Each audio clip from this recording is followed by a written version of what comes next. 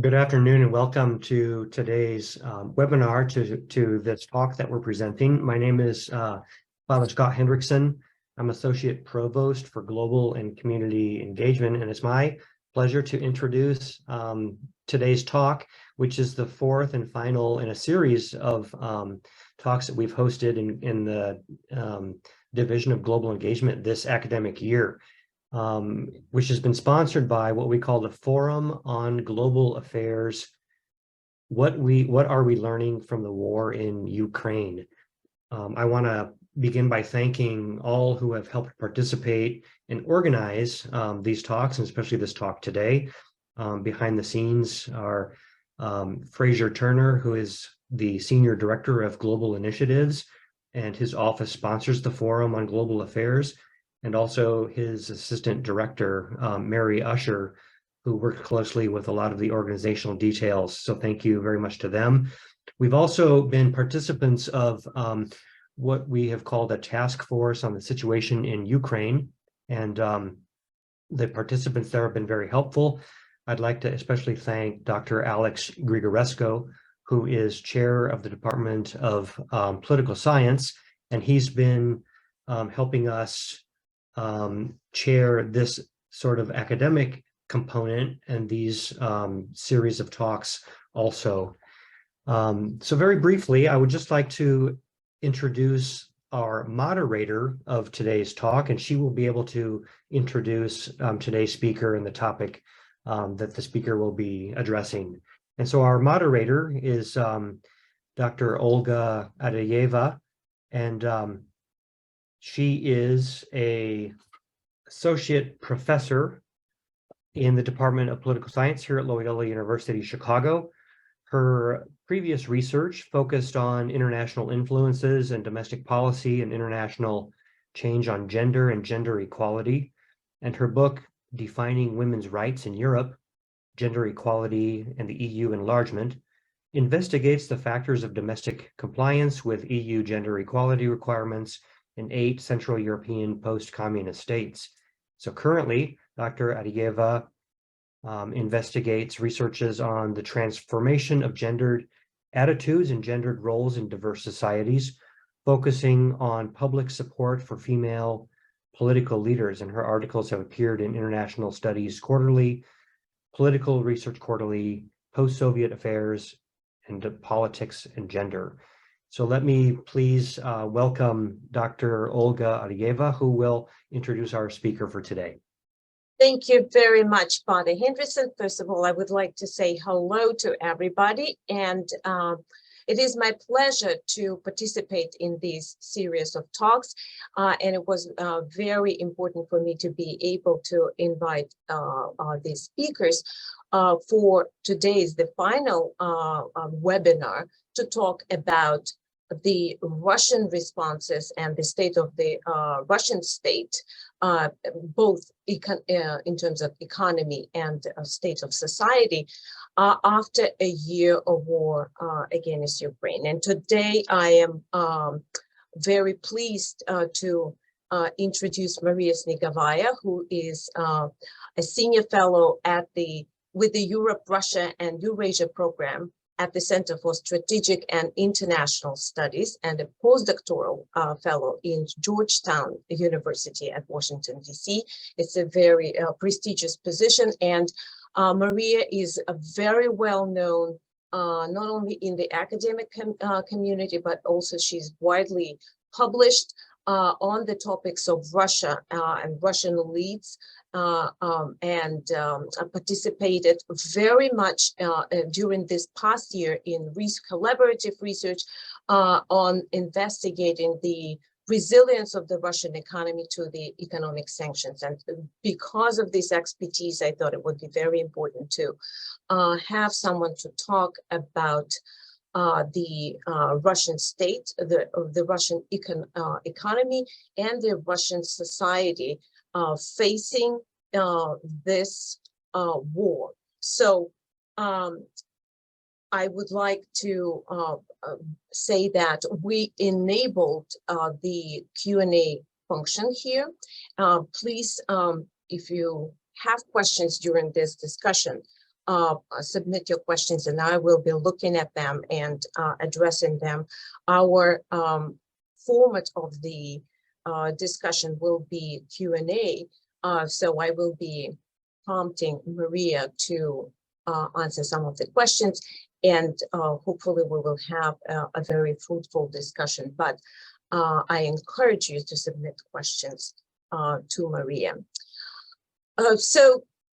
Let me begin, Maria, by saying that one of the biggest surprises of the international community and of scholarly community was the resilience of the Russian economy to the sanctions that were imposed after the aggression of the Russian state against Ukraine. We all saw these charts where the number of sanctions, now beyond thousands, imposed on Russia and Russian elites, really is something unprecedented. 1 year after this war, it looks like the Russian economy is adjusting to the sanctions, and the international organization predicting that its economy is not only going to fall as it did this year, but it's going to start growing this year and next year. So what explains the resilience of the Russian economy? Yes, thanks a lot for having me. First of all, it's not a given that Russian economy will be growing. After all, this is just a forecast that the IMF recently updated, but there are other assessments that are not necessarily as positive for Russia's economy, and its deficit over the budget deficit over the last months has been quite dramatic. So I guess we'll see. Having said that, Olga, absolutely, you're right to point out that certainly many of us expected that the effect of sanctions will have much more pronounced impact on Russian economy, and therefore indirectly constrain Putin's ability to fight this war in Ukraine. Now, what are the factors that prevented the worst from happening? Well, first of all, of course, it's just unprecedented influx of the energy revenues as a result of the dynamic of the global commodity prices last year, which helped Russia pretty much recover most of its foreign currency reserves, which were originally frozen by the West as a result of the sanctions. So last year was in that regard unprecedented, but it also came to demonstrate to the policy community that works on sanctions that there are limits what sanctions can achieve in energy when applied to energy exporting economies when energy prices are high. So that has been a very important lesson. And I think as a result, the Europe in particular, but the West more broadly, has been doubling down on the effort to constrain Russia's energy revenues. That, as a result, we've seen the EU oil embargo imposed last December, subsequent embargo also on Russia's oil products. The gas embargo was actually self-imposed by Putin. He effectively cut off gas supplies to Russia. And there's also leftover LNG supplies that Europe currently is working on cutting off. In addition to that, the West imposed, the G7 effectively imposed the oil price cap, which is another measure which is quite innovative, right? Designed to push Russia's oil, Urals price down, keep it at the lower level. So the effects of those efforts have been actually quite pronounced since early this year, the 2023. We've seen, for example, that in January, Russia's budget deficit was the second largest after the January deficit of 1998, which was the crisis year for Russia, one of the major crisis years. And since then, the budget was doing a little bit better, mostly because the Russian economic team also is seeking out ways to readjust the revenues. For example, they impose the new, they changed the way they levy taxes on the oil producing companies, essentially to ensure that the oil price basis for which that tax is calculated is not attached to Urals, which is subject to fluctuation because of the Western sanctions, but is attached to Brent. That way, essentially, they hope that they will stabilize the revenues. But overall, I think sanctions is a learning curve. Unfortunately, there's no perfect solution. There's a lot to be learned.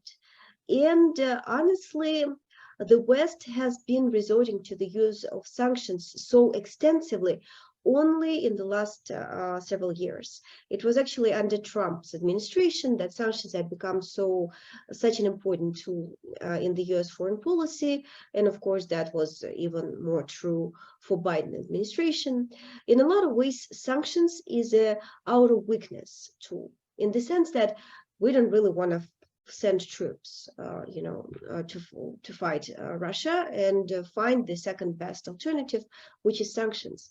That makes this instrument, unfortunately, quite imperfect in a lot of ways. And as we have seen, it doesn't always deliver as hoped. Having said that, the long-term forecast for Russia's economy still does not look good.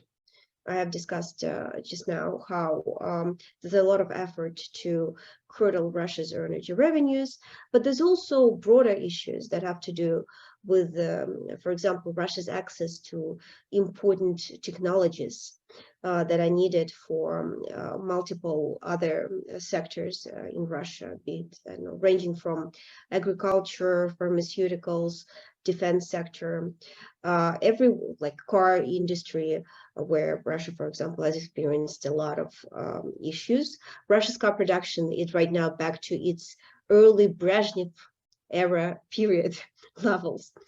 So that tells you something. So from that perspective, overall, Russia's economy is at best will be stagnating, but at worst probably will be declining. One more important point to make when we talk of forecasts of Russia's economy, and when the IMF makes its forecast, unfortunately, it's forced to rely in one way or another on Rosstat, the Russian statistical agency. And Rosstat is not exactly known for its credibility, right? In recent years, actually, in fact, changed a number of its methodologies a number of times. For example, it changed how it calculates real disposable incomes dynamic.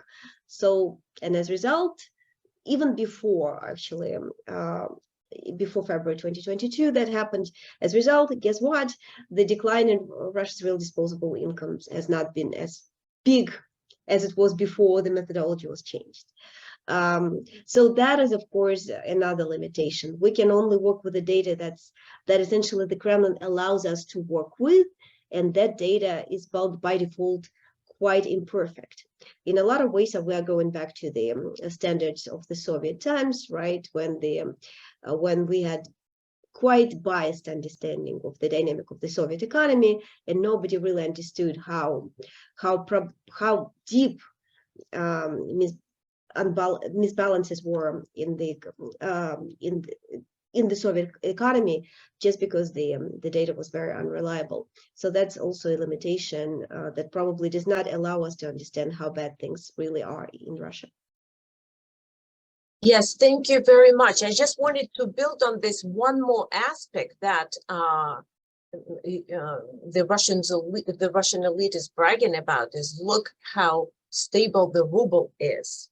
And I think this is also some sort of an interesting question that you hear people kind of repeat, but it's only because the Russian economy is not open right now. It's not buying things. It's not like the number of things Russia buys and imports is at a very low level compared to its pre-war times.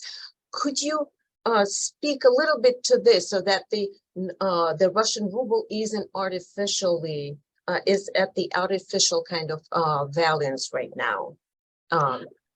Yeah, of course. First of all, that's another reason why we have not seen sanctions having such a strong impact. Last year, it's the strict capital controls that central bank introduced early on. Essentially, at some point, you could not take out of Russia more than $5,000 or $10,000 total per month, or maybe even within several months, through a span of several months. So that was, of course, one of the strong limits that stopped the panic, right? And that probably prevented Russians from taking the money from the banks.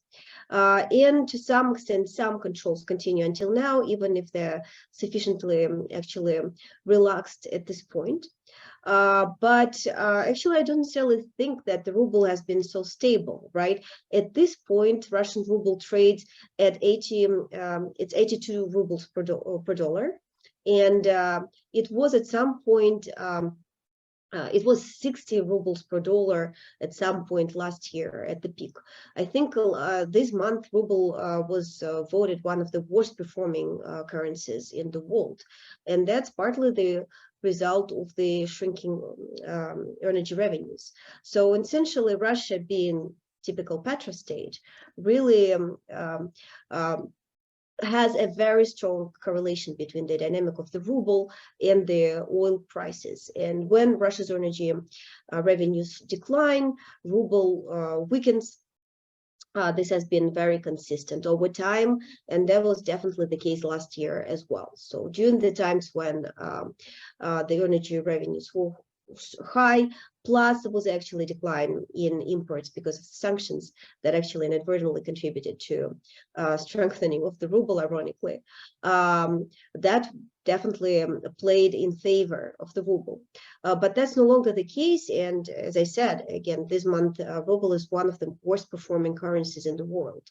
So I would not really trust the Russian elites in that regard. There's another factor where the Kremlin tries to make it best to dissociate the Russian economy from dependency on the US dollar. And Putin was insisting last year, if you may remember, that all the trade when it comes to Russian energy gets converted into ruble. To some extent, there was some success in that regard, but with Europe, of course, that's no longer the case since Europe essentially stopped trading. Most of the energy trade with Europe has stopped at this point, except for some instances LNG. But there's some successes in trade with the post-Soviet republics. But there's a more pronounced trade that Russian economy now has to more strongly rely on yuan. Chinese yuan. The Chinese yuan, however, is itself not a free trading currency, right? It's controlled.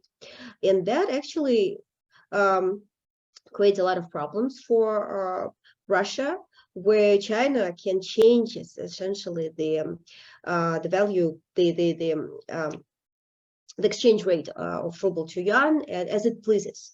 And in some instances, last year, it actually has done so, which actually made the import from China more expensive for Russians. But Russia has now little leverage as it increasingly gets more dependent on Chinese yuan in its trade. So that's actually another limitation that will create a lot of negative effects for Russian economy in the future. Thank you, Maria. I would like to take us to yet another angle of the Russian economy and another perhaps puzzling factor, but perhaps not puzzling at all. We have been surprised by many different events, and one of them is the reaction of the Russian business elite to the war. So we saw some people, but very few of them, in fact, very few of them who have taken a very strong anti-war position, left Russia, and basically did not want their businesses to support the war. But many others showed a very complicit behavior. How would you describe, what is the connection here? Is it because it is largely a resource-based and also large manufacturing-based kind of elite that makes money on businesses that are not mobile from Russia, natural resources and things like this. Therefore, they're very much controlled. Or is it a type of a specific elite because it's the elite that was part of the Russian state? That's why they sided with it. So I wanted just to push you to talk about this very interesting fact. Yeah, thanks a lot. It's a big question.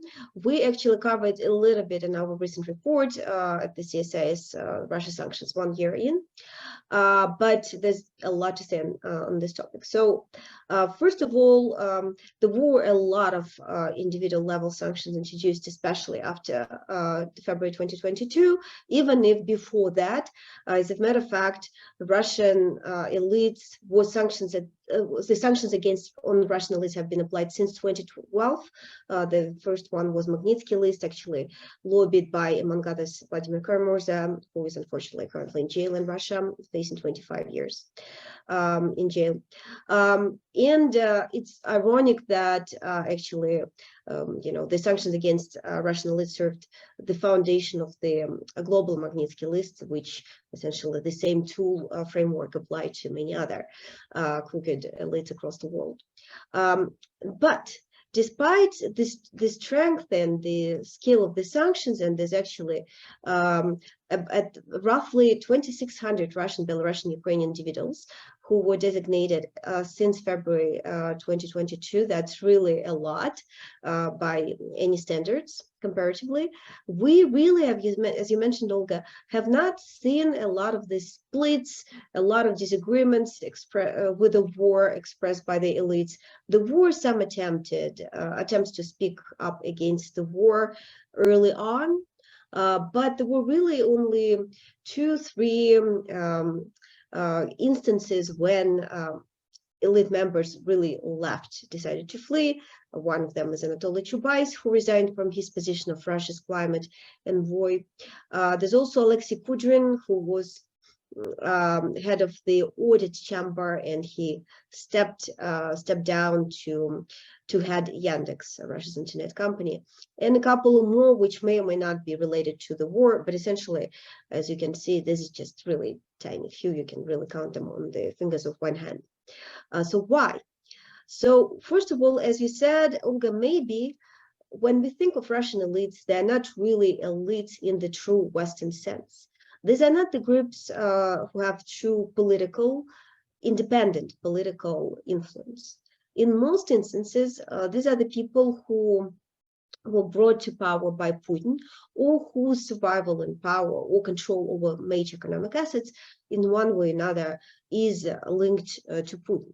They are given these assets to control and to, raise some fruits, collect some fruits for a given moment, but that can also be taken from them easily. So they're not independent oligarchs in the sense of people with economic resources, but also political influence. That is partly the Soviet legacy, and this is something I have studied extensively in my own work, where I show that, first of all, it's a political tradition in Russia, where you essentially have one leader on top, and largely subordinate groups in the bottom, whose role is to, again, be complacent, be conformist, and subordinate to the top political leadership rather than having their own viewpoint, interests, and opinions. But also the fact that these are just often the very same people from the Soviet times, from the Soviet ruling elites, called nomenclatura, who managed to survive in power despite the collapse of the system. As I have shown in my own work, immediately after the collapse of the Soviet Union, up to 80 to 90% of the Soviet nomenclatura elites preserve their positions of power, except for very top, except for maybe the Soviet Politburo. And even now, in top 100 Putin's political elites, at least 50 to 60%, again, started their careers in the Soviet nomenclature as well. So that just shows that this reproduction of the same individuals in power, and of course the reproduction of the same patterns of behavior, the same political culture is still there. And this particular political culture is the culture of subordination. Your loyalty is the key asset, not your independent position or ability to speak up. But as look with all this in mind, it's also true, again, Olga, as you mentioned, that the war created a lot of problems for the elites. Of course, they, for example, can no longer say vacation in Europe, right? We've seen the recently leaked conversation between Joseph Prigozhin and former Senator Akhmedov, in which they really call Putin a variety of names and express their strong disagreement with the war, that he destroyed the country, destroyed the future. That is there. But yet, there's also a lot of opportunities that the war created for these groups. In particular, the fact that the sanctions have forced many of the Western businesses flee Russia, create a lot of assets available to, privatized by these interests. We've seen, for example, among others, Potanin, one of the richest Russian men, who has been able to purchase several banks, formerly Western banks, that had to flee the country. That would be one example. So why protest? Why oppose the war when it actually is, in many instances, quite personally beneficial for these individuals? And last but not the least, there's also the factor of repressions. Russian political analyst Nikolai Petrov, who has studied Russian elites professionally for many years, he often makes this point that the repressions against elites that's been on the rise since 2015 have been actually until recently even more comprehensive and serious than the mass repressions in Russia. So you've seen regularly certain representatives of the Russian elites arrested, being in jail, being put in jail, being sentenced for being given quite long sentences. So that is, of course, a factor. The fear is a factor that also contributes to this loyalty and acquiescence of these groups. And unfortunately, at this point, it does not look like there's major instrument and tools for us to change the status quo.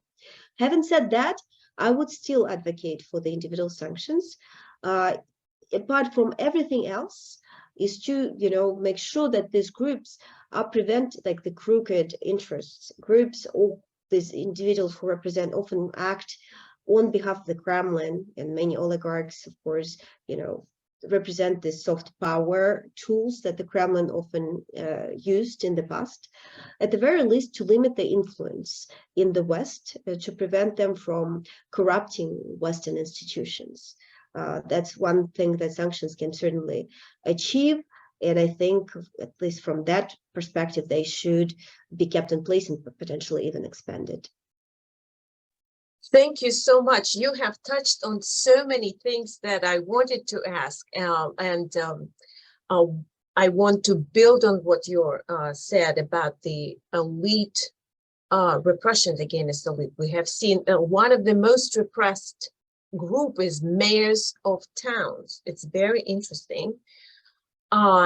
So the repression, any type of this kind of targeted selection repression, is meant to send a signal that you have to be basically loyal. And we have seen many members of the state being repressed, as you have said. However, the very top, it looks like Putin did not change his ministers. Even the very unpopular ministers, like the Minister of Defense, has not been changed. So how would you respond to this basically question? What is the logic there? Is it like we show monolithic response from the top and then we clean our middle ranges? Or so what is the logic of this repression in your mind? And I would like you to talk about this a little bit. Thank you. Yeah, it's kind of a little bit hard sometimes to understand the logic of the Kremlin, but in this case, it's clear that the groups that get prosecuted are the ones that are more suspected of disloyalty, right? And why mayors, right? That's because in the in Russia, it's at the local level where in recent years we've seen the grassroots dynamic, and we've seen some mobilization.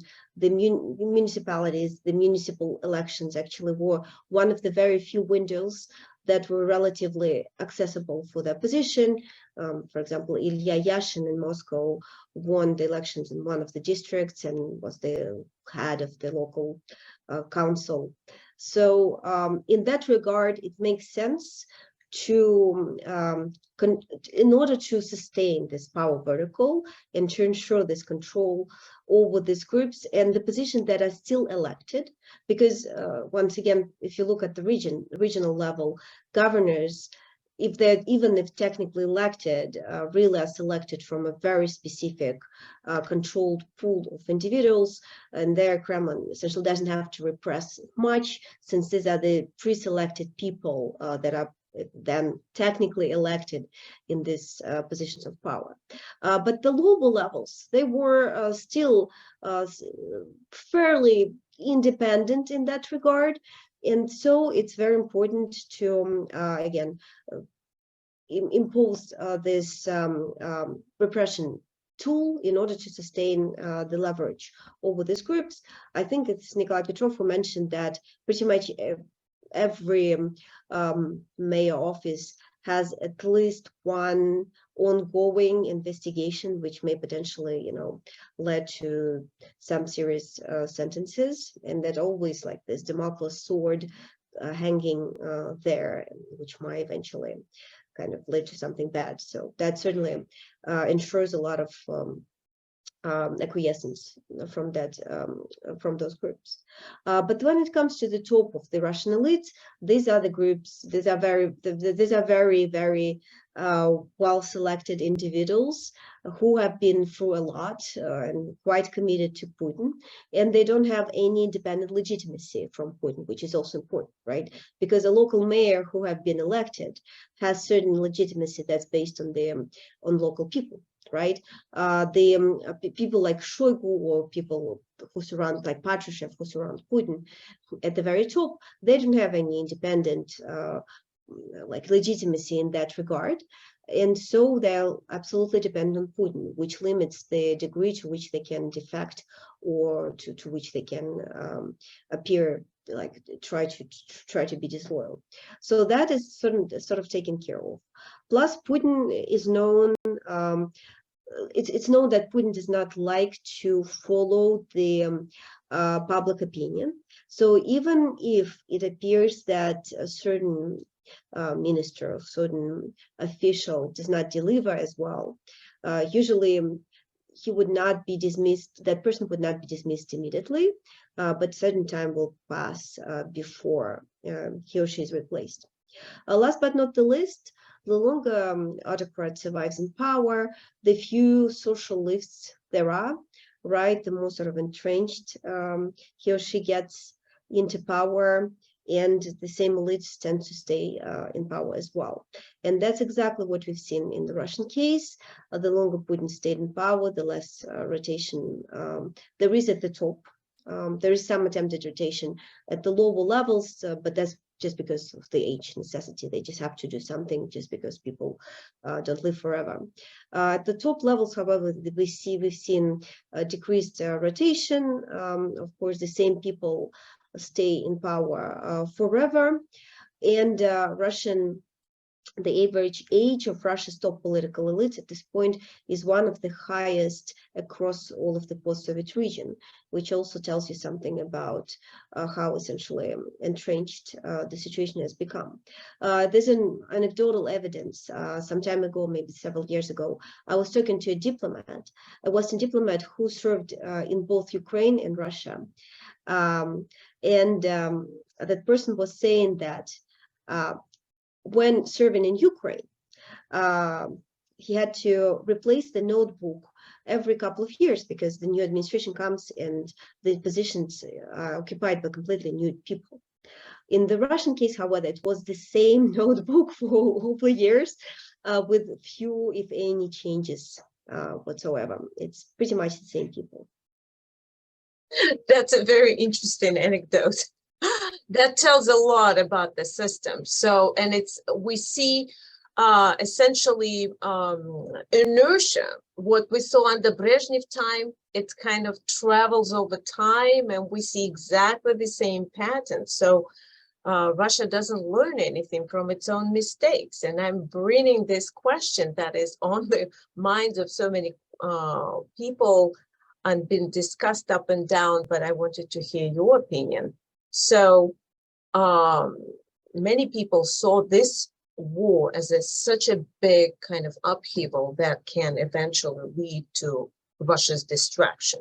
Not only the destruction of the Putin's vertical of power, but Russia as an empire would collapse into multiple territories and multiple states. So something that we have seen happen to the Soviet Union, because there was the same inertia over time, inability to change old elites, and now here. So what is your take on that? We have heard very different opinions. I would like to really hear what you think about this. Is it anywhere close or nowhere close, or is it even possible? What are the mechanisms to prevent? Yeah, the parallels, I have to say, with Brezhnev times are absolutely striking. And I also wanted to point out that recently a lot of the new prohibitive laws, right, that have been introduced by Duma, they just take Russia straight back in the Soviet times. They now started denying the participation of the Soviet troops in the Katyn massacre in Poland, which is, again, something that even Putin himself acknowledged in the past. But this is just going back to the Soviet times at this incredible speed. So yes, you're absolutely right that the parallels are there, but they're also striking differences, right? And here we should go back to your original question about the Russian economic situation. So one of the key factors underlying the Soviet collapse, as that we know, among others, from Yegor Gaidar, excellent books, was the economic situation. The command economy was just not sustainable, especially when the oil prices collapsed in second half of the 1980s, which led to really dire economic situation. Even in Moscow, in early 1990s, Gaidar estimates at some point there was enough food for three months left, and Moscow was the richest, arguably the richest city of the Soviet Union. So that just speaks of how dire the economic situation has become. That is unlikely to be the case in Russia at any point, even if sanctions work more effectively, as we have discussed, and even if oil prices collapse, the market economy will likely prevent something as catastrophic from happening. In addition, unlike the Soviet Union, right, Russia is actually not a federation, despite its name. It's actually quite a unitary state, where logistics, infrastructure, economic elements, right, they're all oriented towards Moscow. It's actually hyper-centralized. Some ironic, again, anecdotal cases show that if you are traveling, say, from Siberia to far eastern Russia, you will likely have to go from Moscow. So you like go an extra, by far extend your trip just to go back, essentially. So it's very inefficient, but it's also one of the factors that likely will prevent much of the collapse of Russia from happening. It's also, again, contrary to public common belief, it's actually quite a homogeneous nation at this point. About 80% of the population are ethnic Russians, and that's actually quite typical of many ethnically fairly homogeneous states. So there's just not as many factors that would contribute to the dynamic unraveling, the collapse unraveling along the along the same way that it happened during the Soviet times. I do also hear a lot of this discussion about the decolonization of Russia, even if perhaps in a hypothetical scenario it would have even perhaps be good for Russia. Like a lot of the problems with Russia's authoritarianism has to do with the size of the country and the inability of many of the regions to develop independently. But I just don't really envision that being quite a realistic scenario given all of these factors that I have highlighted. If anything, we're struggling to really to make sanctions effective enough for Russian population to become aware of the situation in Ukraine, right? In many instances, until recently, you could live in Russia not noticing much of the change. And another important factor is that the war is economically beneficial not just for the elites, something that we have discussed, but also for the poorer groups in the society. As a result of the last war, the rate of poverty in Russia has actually declined, and that's partly because the families of the military personnel get paid quite luxurious compensations, up to 3 million ruble for a deceased for a dead relative, and that's the amount with which in certain regions you can easily purchase yourself an apartment. So that is actually another factor that still kind of makes, unfortunately, the war quite sustainable for Russia and will curdle the social discontent. So I think it's really quite premature to be talking about the collapse of Russia. There's a lot of structural reasons why, but there's also very short-term considerations. It's just economically we're nowhere near to even start discussing that. And also I think like a lot of the Western policies towards Russia are conditioned by this fear as to what might happen if Russia collapses, right? I just think that maybe that fear again is a little bit premature. I don't think we are really in that situation, close to that situation at all. Thank you. This is again, a very multidimensional answer, and I would like to build on something that you have brought up. It's who are the beneficiaries of the war, and very many people who do the regional Russian economy basically note that the mortgages grew in very peripheral regions of Russia in small towns, and this is where the mobilized people and the recruits to the war are coming from. So they receive some handsome payment for participation in the war, and their families are able to afford the mortgages. So it's a new kind of a middle class, and therefore they are the beneficiaries of the war.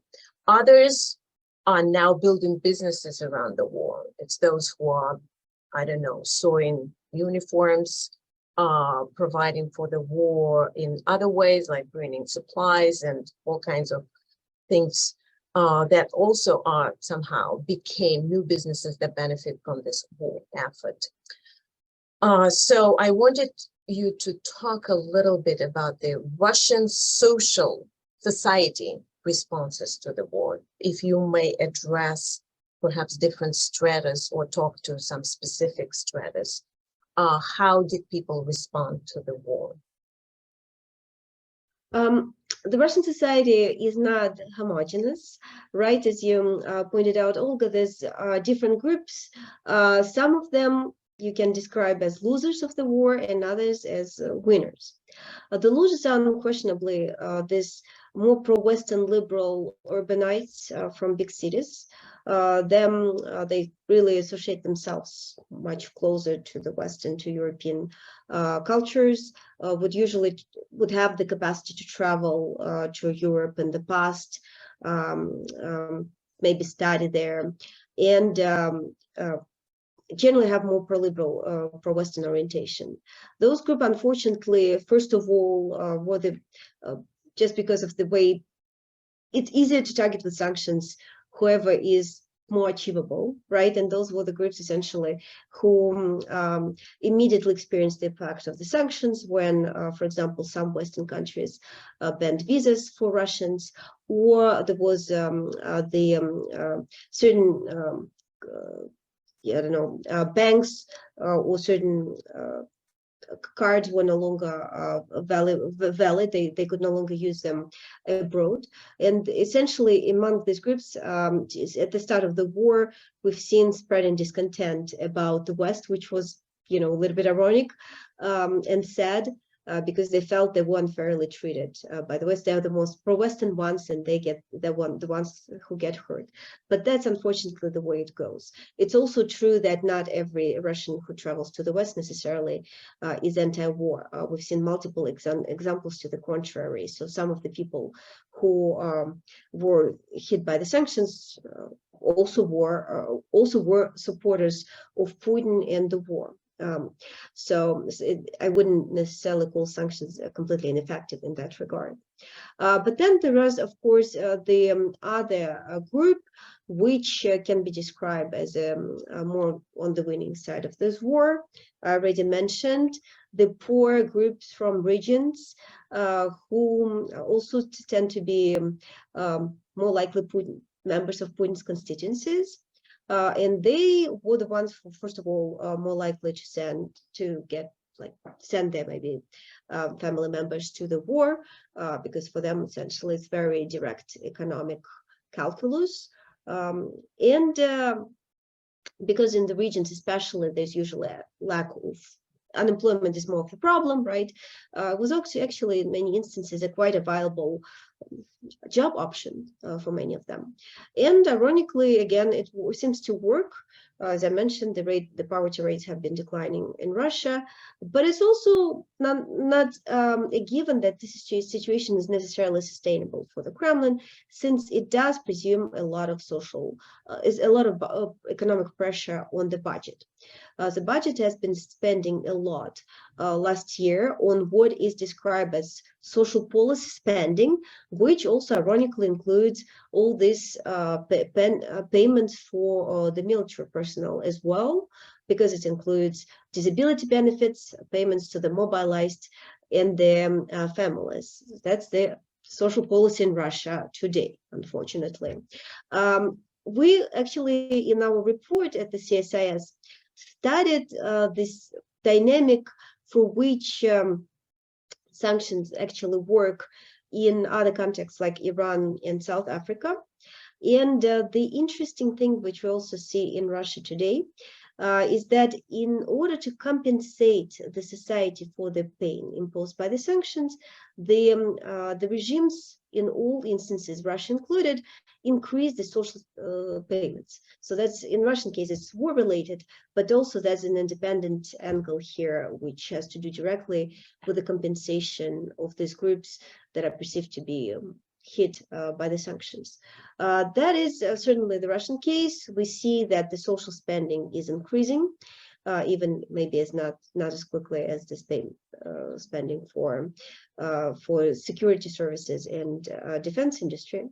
But that is the case certainly for Russia as well. And the big question is how sustainable is this in the long run?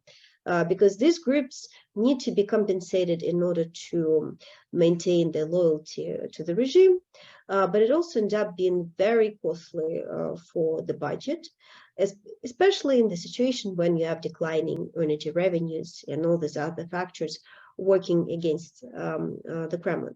So I guess this is to be seen. And again, going back to our discussion of the Rosstat data and whatnot, at some point, the Kremlin will probably have to start printing money. And this will exacerbate all the other problems in the economy that are accumulating, including inflation. That is already there. The Kremlin actually probably is misrepresenting data on inflation because the anecdotal evidence that I hear from people in the country actually is very different from the official numbers that the Kremlin, the Rosstat, is showing to us.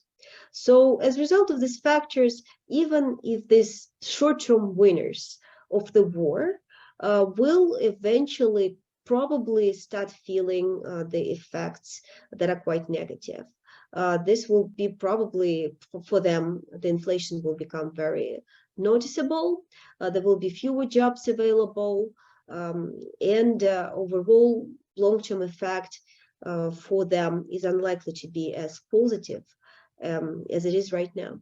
But right now, it's true, the war has created a lot of short-term winners among the Russian society, but also among the elites. And that's one of the reasons why, unfortunately, we do not see a lot of opposition to the war from inside of the country. Thank you so much.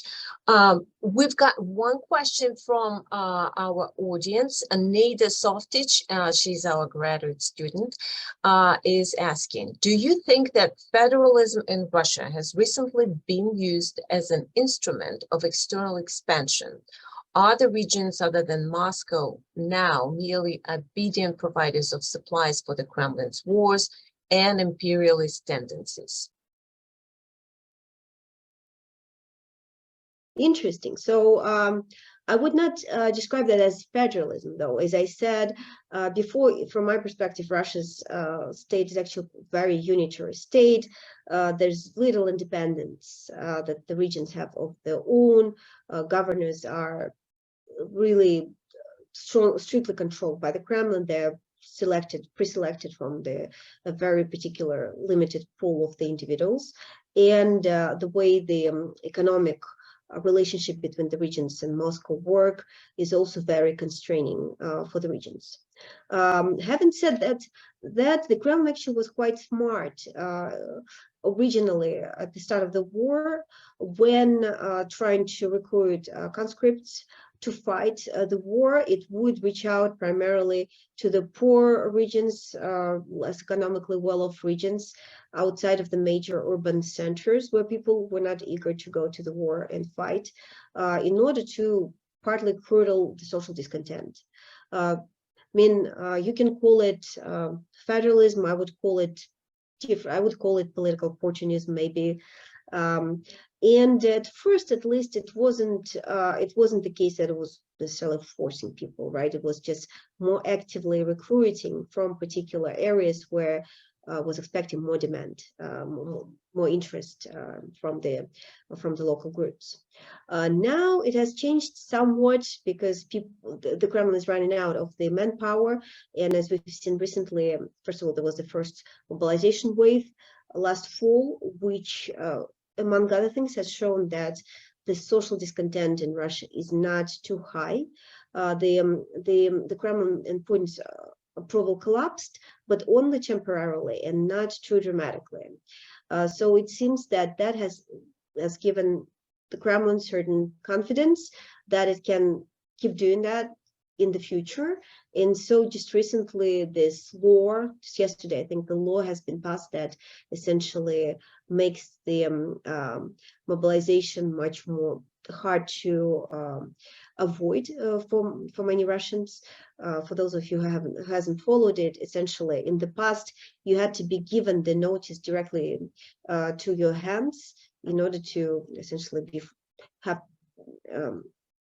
for you to be counted as somebody who had, I don't know how to express, to formulate it, in order to be, for the authorities to essentially claim that you have been recruited to this war. But now, with this new legislation that's been passed, an electronic notice, or the very fact that any mail notice has been sent to you, will be enough for the authorities to count you as somebody who's been recruited. And that means that you will be accountable for not showing up at the military precinct, at the military office, and that means the criminal responsibility, among other things.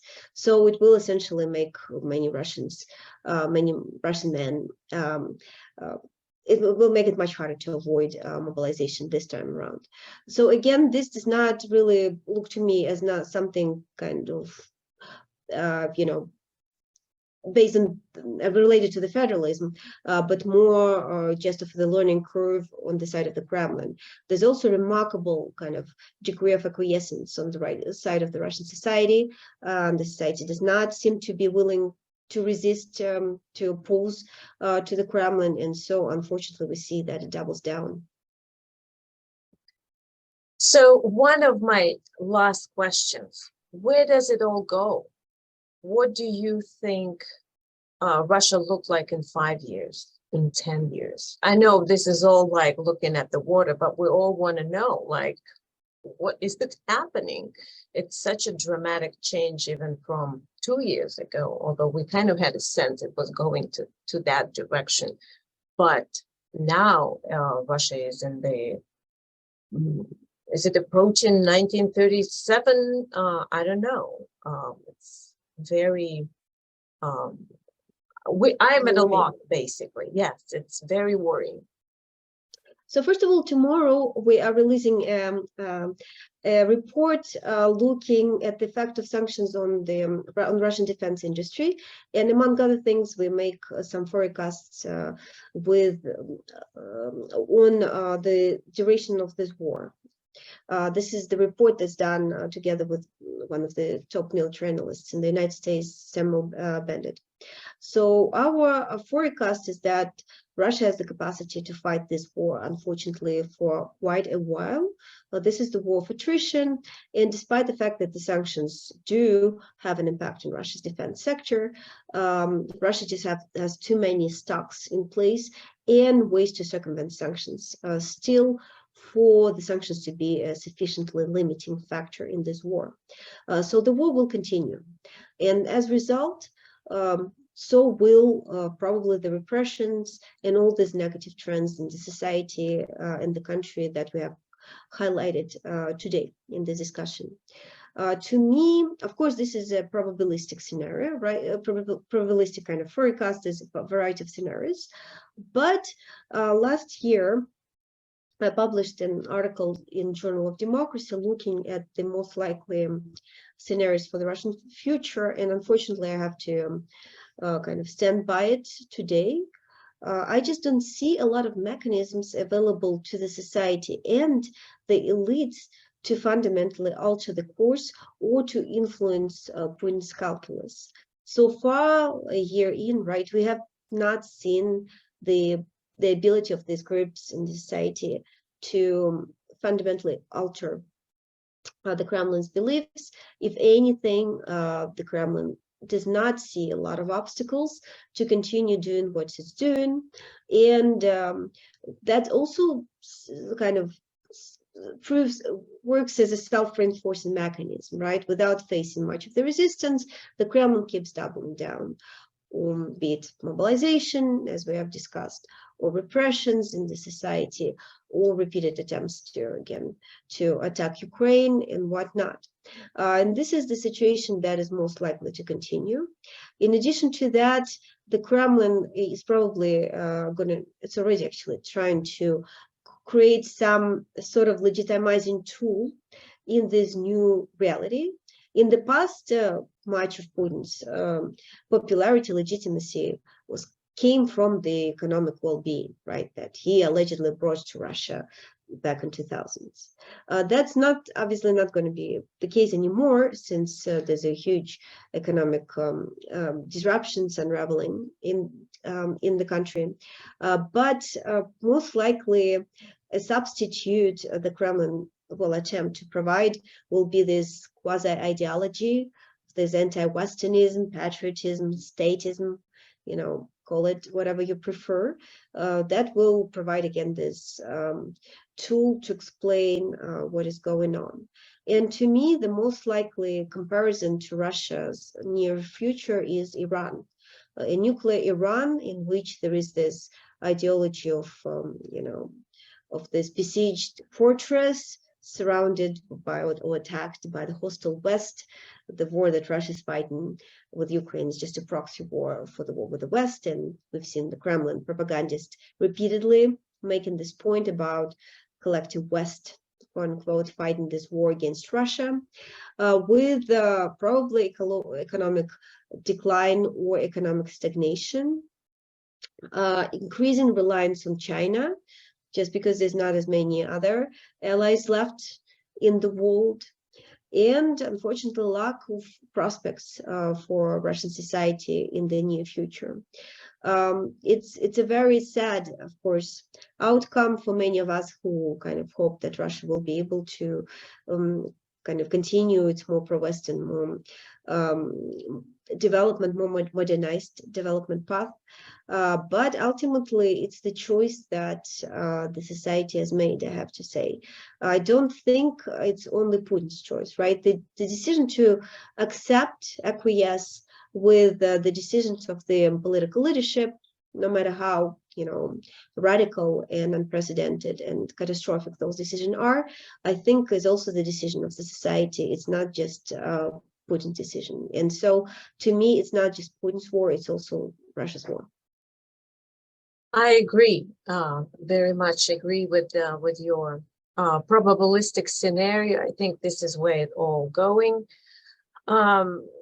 I don't know if you have read, I'm sure you have read Vladimir Sorokin's The Last Day of the Oprichnik. That's exactly, I think, how it would be. Very sad. So at this moment, we have reached our hour. I am so thankful to you, Maria, for joining us and for providing such deep answers to these important questions. I learned a lot, and I'm sure our audience have too. And we will also publicize that, because now it is a recording. I just wanted to make sure that you know about this, that there will be some additional access to this for our students and other faculty. Thank you so much for joining us today. And I also would like to say that this was our last talk in the series devoted to Russia-Ukraine war. I wanted to thank the Office of Global and Community Engagement, Father Hendrickson, for running this talk series. It was something that we have learned a lot during this year, and I'm very happy that we have these discussions. I hope that next year we will continue building on this. Thank you, and I hope you're enjoying the spring and sun. We are here in Chicago. All the best, and I hope to see you in person in Chicago when you visit. Thank you very much. Thank you very much for having me. Thank you.